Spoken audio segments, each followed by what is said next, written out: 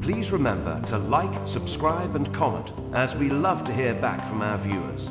Also, if you enjoy our videos, please consider becoming a patron of our show through Patreon and or GoFundMe. Links are listed below the video in the description.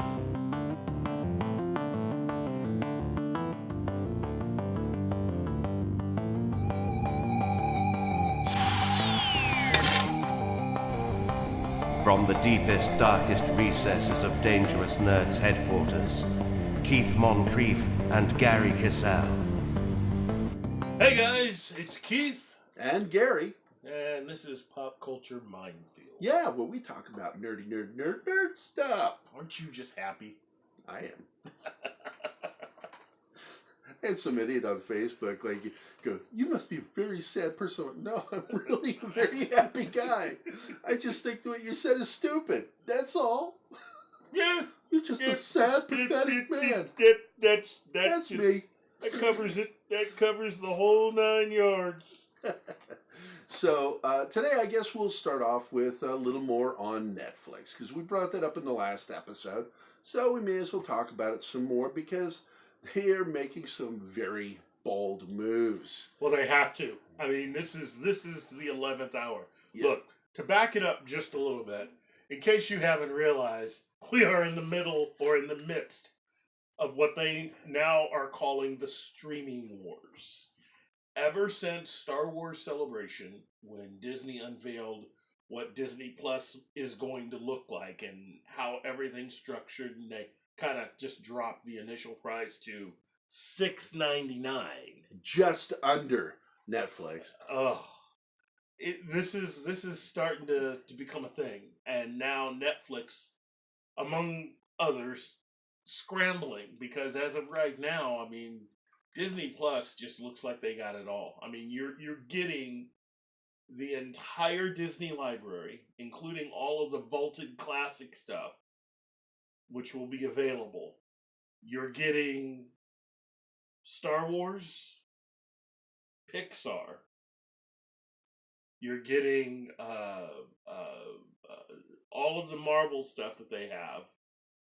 I mean, seriously, I mean, $6.99 for all of that.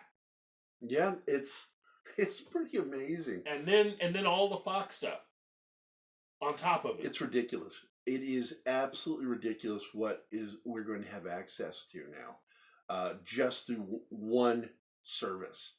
And Fox's catalog is huge. It's the oldest studio in the United States, still operating. Yeah. It's one of the first movie studios. It has a huge catalog.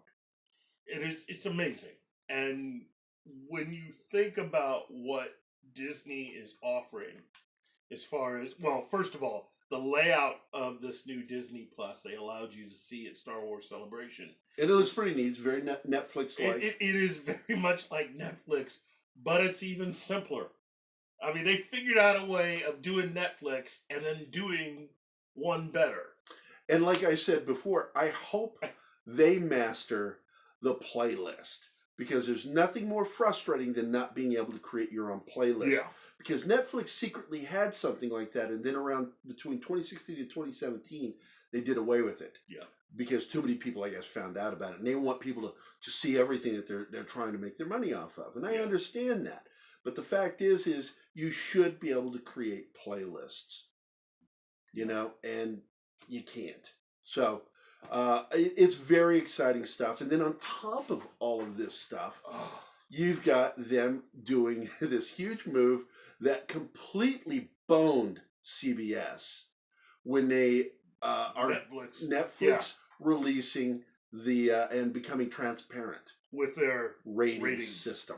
And one of the things that really became apparent once they started doing it is how popular a lot of their stuff is. I was shocked when he told me how many people had watched the blind birds. Whatever the hell that movie was. I hated that movie. But Bird Box. Bird Box. 80 million homes. Yeah. 80 viewed. million households. Yeah, 80 million households. That's not counting people. That's counting households. On average, just say there's at least a minimum of 2 people per household. Mm-hmm. That's insane ratings for one program. Mm-hmm. And that was last quarter. Now, for the Umbrella Academy, they had 45 million. For the new one that they just unveiled, The Highwaymen, which is the Really Kevin good Costner- movie. Yeah. Woody Woody Harrelson. Harrelson. That's 40 million from that one. And then the biggest one, one bigger than that, was Triple Frontier, which is the new one. Another really good film. Ben Affleck. And that was 52 million.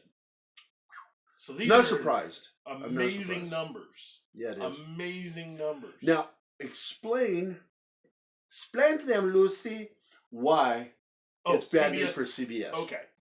So, as some of you may not know, CBS All Access is the service that they have. And that is only available in North America. Outside of North America, outside of the continental United States, if you wanted to watch any of the programming that they had, you have to go through another service. And for the most part, it looks like that Netflix is that service outside the United States. Well, since Netflix never was given any of their ratings, CBS All Access figured, well, we can do that too. We just won't give any ratings. Well, that's kind of worked out a little bit for them.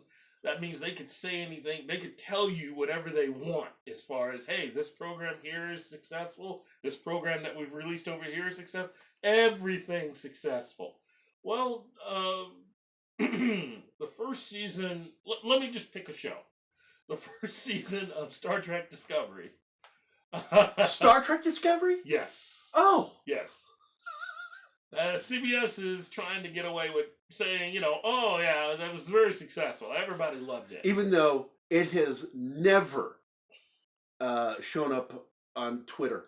Yeah, it is. It never weird. rates on Twitter. Well, according to Netflix threatened to unveil exactly what their ratings are outside of the continental United States, since they were the ones carrying the show to everyone that didn't have CBS All Access. That still may happen now. But basically... It's got them scared to death right now because they have lost subscribers. They never really had that many subscribers. Yeah, and it dropped. It just ridiculously bad ratings for that show. Yeah. And it's the single most expensive television show ever produced.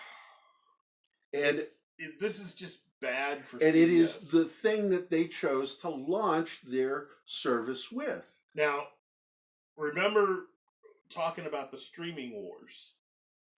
If you are going to compete against Disney, you have to have the ability to create television and or films. Disney has that. Yeah. Netflix has been in the news a lot recently because they've been borrowing all this money to continue to create all of their original programming. Debt is ridiculous. Yeah, they borrowed $8 billion the first time around and then borrowed an additional $12 billion on top of that.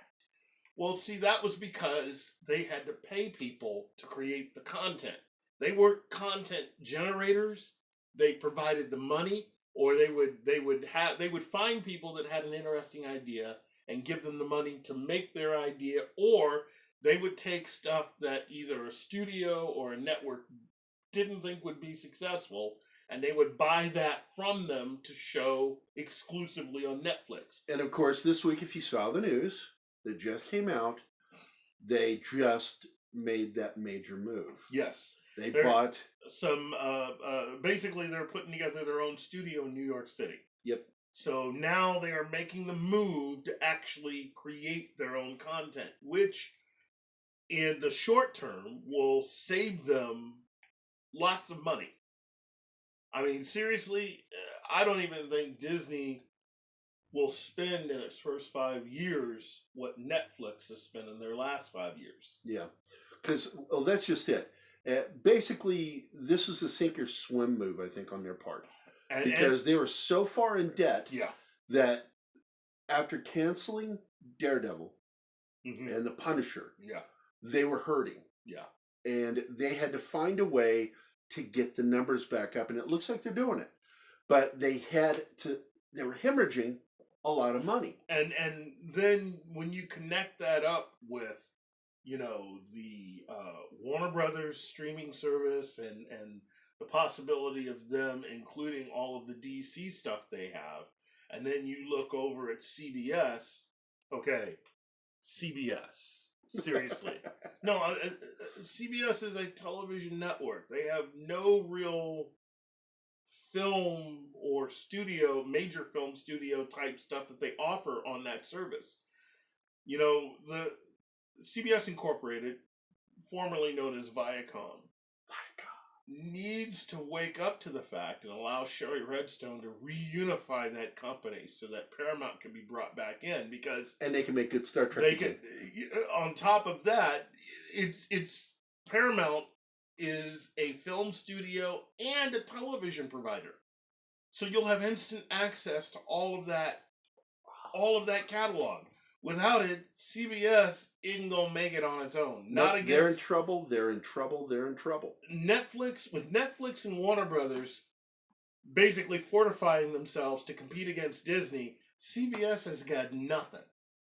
They got nothing. I mean, I'm serious. There are those of you out there that are probably fans of a lot of the original programming that they do provide, but I'm telling you right now, they got nothing, because Disney's just going to kill it in November. I mean, that is the only saving grace, really, for CBS and other streaming services at this point.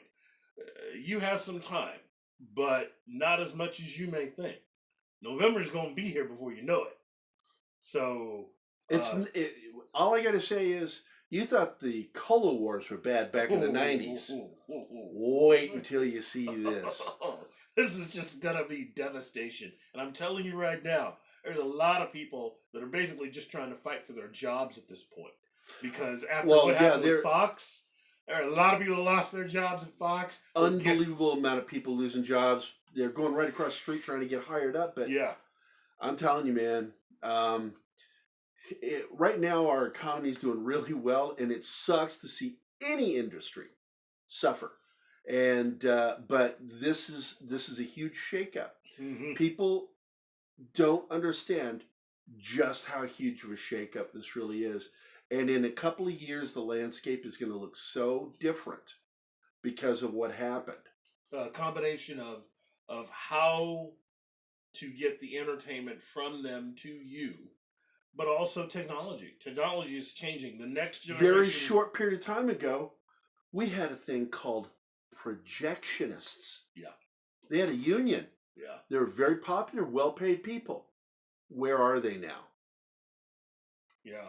And what's right now, digital is now the big thing. So much so that the next generation of gaming consoles will no longer utilize physical media. You won't be able to buy discs for your Xbox or your PlayStation anymore. It'll all be digital content.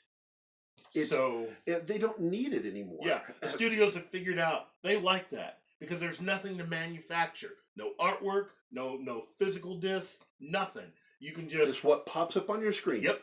It's like, hey, we're gonna pick a date, and on that date, it'll be available. Because for you to I mean, download. it's ridiculous. Like, I bought one of the Star Wars games, and I come home and I open it up and I realized, there's no disc in this thing. Why didn't they just print a card? Yeah. Why a whole disc case? It was really weird to me. Yeah. And that's where it's people are going to get caught up, and eventually the landscape within 2 years is going to look so different. Yeah, from what and that's being generous, I think. I'm thinking we've got about a year. Really? Yeah, a year. Well, at this point... Well, you know me. I'm generous. Yes, you are. Generous to a fault. Yes, you are. Uh, Look, just realize, things are about to change. So if you're someone I mean, I can't believe how much has changed just in the last decade. Yeah. And people just seem to not notice. And I'm like, it's like when flying cars come here. Nobody's going to notice it. Just one day, someone's going to go, oh, yeah, the car flying by. Yeah, what do you know? Well, once again, dealing with Star Trek, we'll move on to a new subject, which I found personally very interesting. I assume you did too. Anson Mount was being quizzed. And if you don't know, Anson Mount, of course, plays Captain Pike on the season 2 of Discovery. And he was being quizzed by, I think, just a fan. Mm-hmm. It may have been a YouTuber or someone from the press. And they asked him, would he be curious? Because there is a campaign out there. There's a lot of signatures on it for him to get his own show with Spock and with number 1, Rebecca Romaine. Yeah. Which we've never heard her character's name. She's just number 1. And from the original unaired pilot of Star Trek. And now we have a chance to finally see that as a show. That version of the Enterprise with Spock, Pike, and number 1. And Dr. Piper, who they've yet to cast. Yeah, they've not cast. And I would be very open to this. I'd be open to it with Kurtzman, even though I can't stand the guy. He's a horrible, horrible writer and one of the worst showrunners, right up there with Chris Chibnall. Just absolutely no idea how to tell stories. Terrible. Ridiculous jobs. Anyway, so we've got that, and I was excited by his response, but it was cryptic at the same time because as soon as he responded to the question that he would love to see that happen, Anson said that he was proud and was very excited and moved by fans wanting him to continue as the character. Yeah. He would totally be open to it. Yeah. But then he said, but there would have to be a serious creative conversation that would have to take place before it happened. Yeah. He said that with an interesting expression on his face.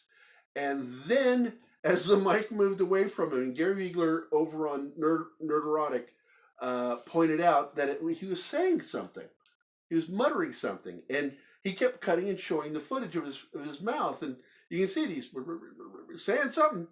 And Gary suspected that he was saying something, but not with Alex Kurtzman, or something along that line, because something was made public while he was still playing the character that shouldn't have been made public, because HR is supposed to protect the actors from stuff like this being exposed.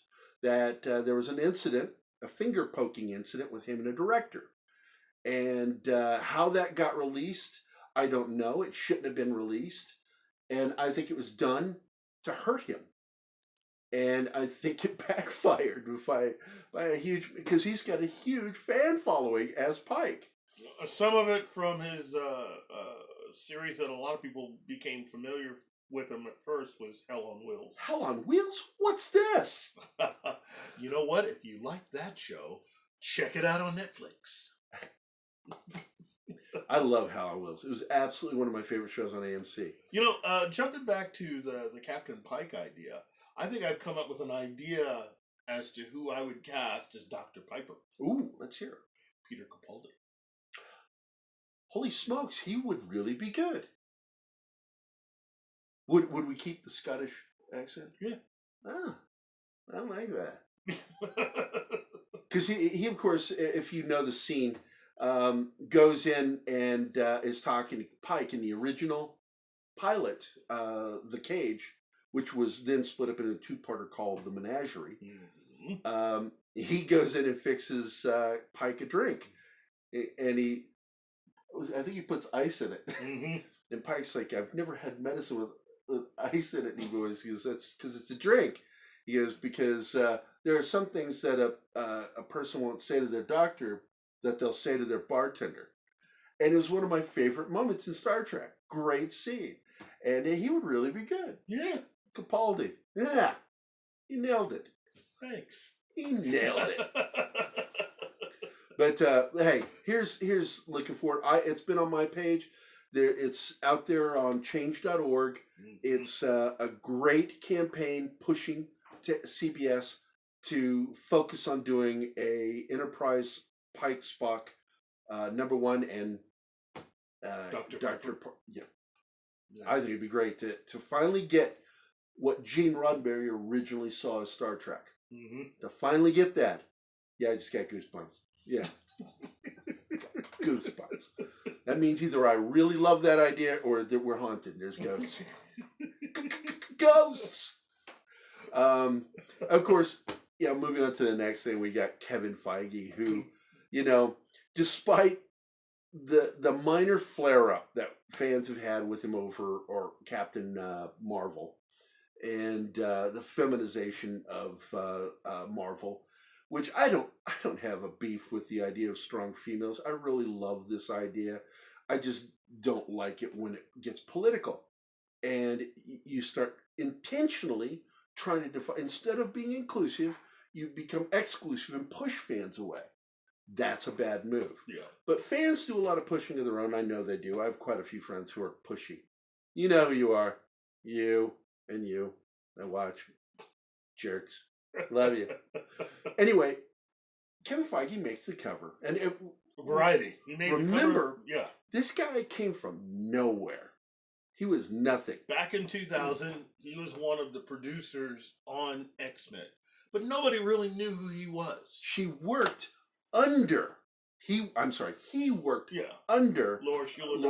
Schuler-Donner. And Ralph Witter and all those others. But the important thing about him is he was one of two people that was actually helping Bryan Singer to understand the comics. Sneaking comics in. Okay, now, 19 years later. Against Laura Schuler's orders, mm-hmm. not to read the comics. Yep. 19 years later, and he's pretty much the it guy in Hollywood right now because he's done something that I think no other person has ever been able to accomplish. It's why a lot of Star Wars fans wish that he would go over to Star Wars and run Star Wars. Because he gets it. He understands the fans. 11 years, 22 movies, and approximately $18 billion global box office. $18 billion. With a B. It's amazing. So he makes the cover of Variety. And I'm sorry, that was exciting to me. Yeah.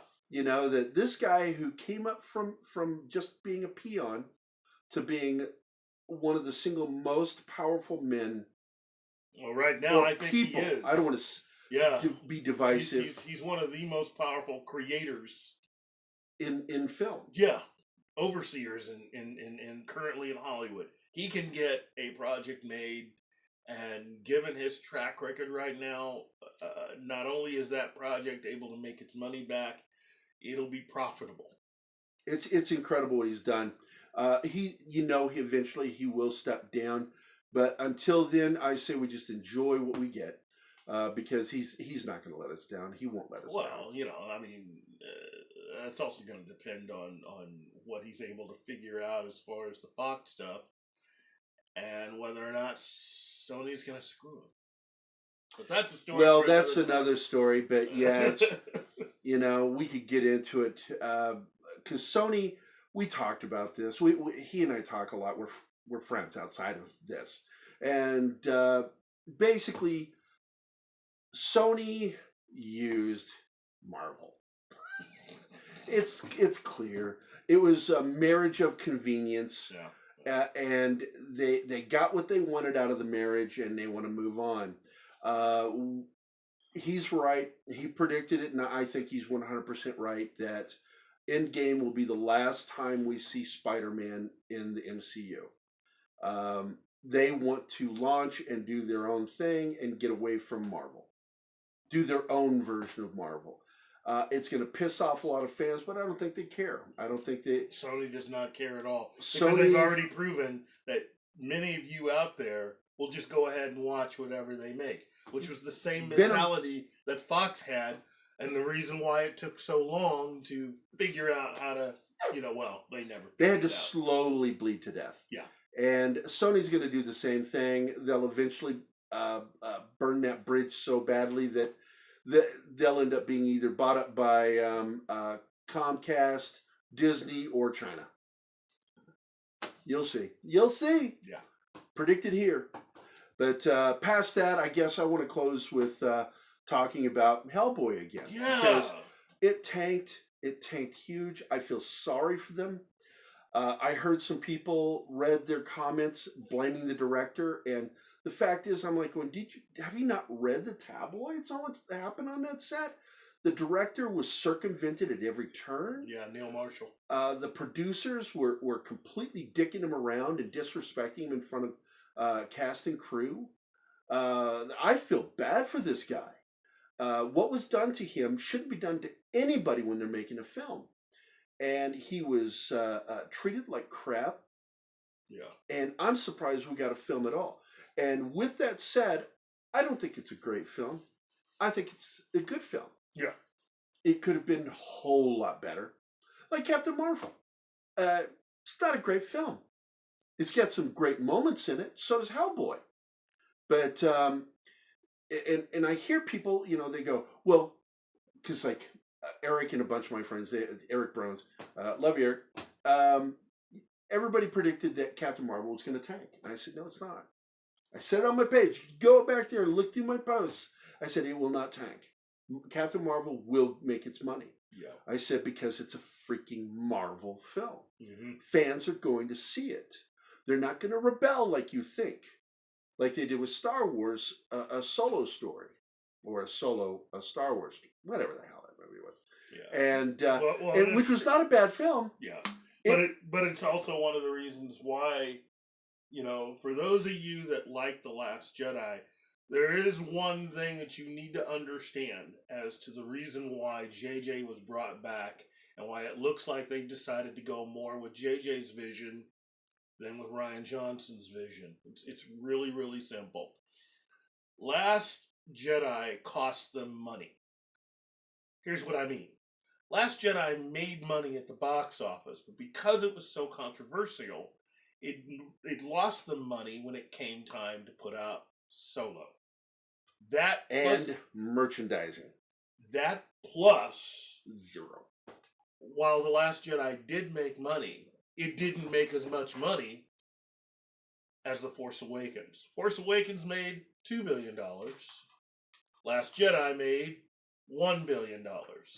Profits, while both movies didn't lose money, but one movie clearly made a lot of money as far as profitable, and the other one, not so much.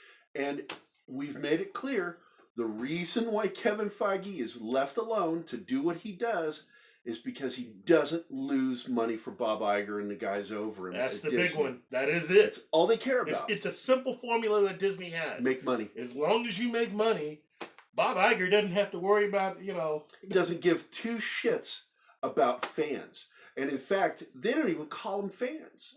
They call them consumers. Yep. And that's all fans are to Bob Iger and those guys. Consumers. And I saw that in a recent interview. Mm-hmm. They referred to the fans as consumers. And it was insulting to a lot of fans. But I said, what do you... They're a business. Mm-hmm. They're like your local grocery store. Or your they bank. might call you by your name, but the fact is you're a consumer of their product. That's all they care about. It's all about business. And all of you people out there, from fans like us mm-hmm. to the SJW fans who are pushing for agenda, they don't give a crap. They did not buy Marvel because they were comic book fans. They bought Marvel for a really simple reason. They were losing boys. They wanted more boys. That's right. And boys mean money. They want to sell product.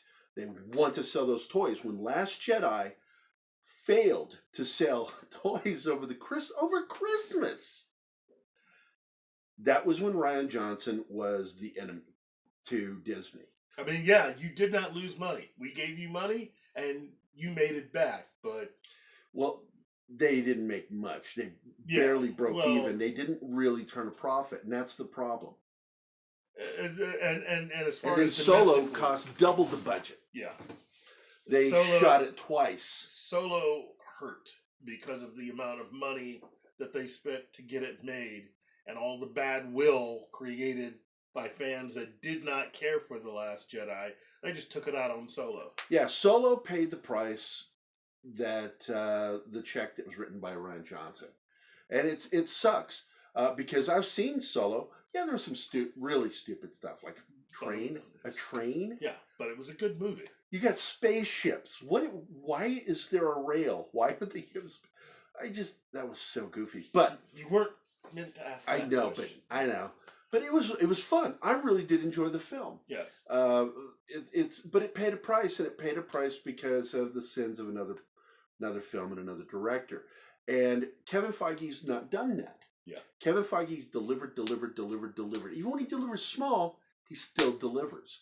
And Captain Marvel predicted gonna fail because fans were gonna. No, it's Marvel, and Marvel's not gonna suffer the way Star Wars did. It does not have the animosity that was built in Star Wars. Yeah. Kevin Feige's a lot smarter than people give him credit for. And I don't understand that. This guy built a beast of a franchise. In 11 years. Yeah. It's amazing what he's done. And now, from what I'm understanding, is the next phase is going to be focusing on TV. And I love that idea. We're going to get Winter Soldier, Falcon. WandaVision. That one looks like it's going to be fun. We're going to get some really good Loki. Oh, Loki's in. And What If? And What If? Oh my God, we just talked about that the other day. This is some amazing stuff. Yeah. And unlike what other studios would do, they figured out a way of basically having all of these shows starring the actors that you've seen in the movies. Yeah, so you have that connection because it's the same show. Well, Feige. Yeah. Because Kevin Feige has to be in charge for it to be that connection. There was a loose connection with the Netflix show, but it was a one-way connection. It didn't go the other way. The characters from Netflix would not be in films. The Disney Marvel films. It was that simple.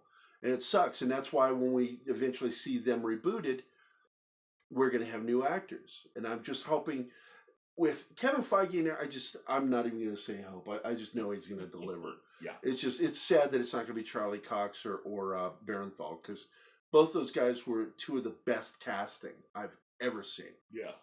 And God willing, maybe they'll get pulled in. I don't know. I highly doubt it, but that would be kind of an interesting twist if they somehow manage to reboot with the cast that we like. You never know. You don't know. Kevin Feige's apparently a really nice guy, so you never know.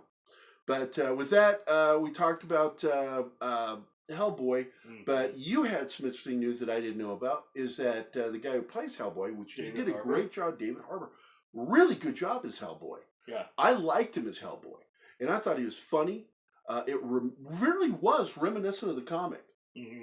And in fact, it was based on, I think, two story arcs from the comics. Mm-hmm. It had a lot of mistakes in it, but they really did adhere to the comics. Yeah. So, but David Harbour is going to be, you said, in what movie was it? The MCU solo film for Black Widow. Black Widow. David Harbour is one of these actors that's been around a long time. And my first experience with him, I don't know for you, Casino Royale. I liked him in Quantum of Solace. Was it Quantum of Solace? It's Quantum of Solace. Am I getting it confused? Yeah. Yeah, because he worked with Felix Leitner. That's right. That's what I'm thinking. Yeah, it was Quantum of Solace, and he plays the jerk CIA manager. Yeah. Operations manager. And he's just... That guy nails it as a jerk. And then he was also in Suicide Squad. And he was good in that. Yeah. I like Harbour. I think he's a good actor. So I'm curious. Wonder what he'll end up being cast as in the Black Widow film. And I'm looking forward to that one. I never really cared too much about the Black Widow character until I saw her play Black Widow. And now I was like, yeah, baby. Yeah.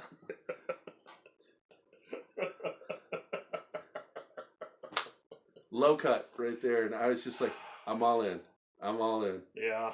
You can call me whatever you want to because I like that. I don't care. Come on. I like her. She's really good. And I didn't really think much of her before that. But then she played that character, and then I was like, yeah, I like her now. And then I heard the story about her and Tom Cruise, which is funny. You know that story, right? Hello. Well, she went on a blind date with him, and apparently it turned out to be an induction dinner with Scientology. And when she figured it out, she excused herself to the bathroom and then climbed out a window and escaped the date. It's a true story. She told this story a while back. It cracked me up. Wow. A few years back. This was back when he was still looking for a new. Just think how awkward it would have been had Tom Cruise been cast as Iron Man as they were originally intended. Oh. So, anyway, that's it. You guys have a great Saturday. This is Keith. And that's Gary. And this is Pop Culture Minefield. Hey! Hey! Y'all take care. Y'all come back.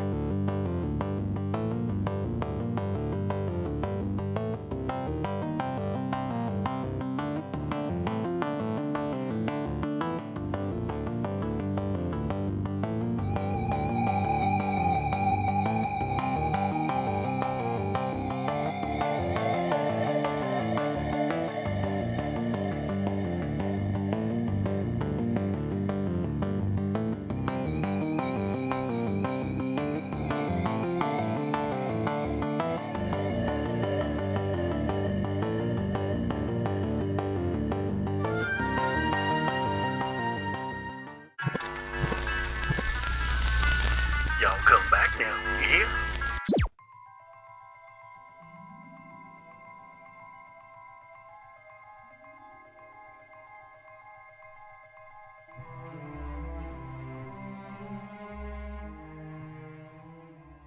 This is Chuck Dixon speaking to you from the control tower. It was a real kick to return to a series that I wrote 30 years ago, but even more fun is returning to an interrupted storyline that I was writing 30 years ago. Longtime Airboy fans can finally find out what happened next. Join us, support us, and keep them flying. Over and out.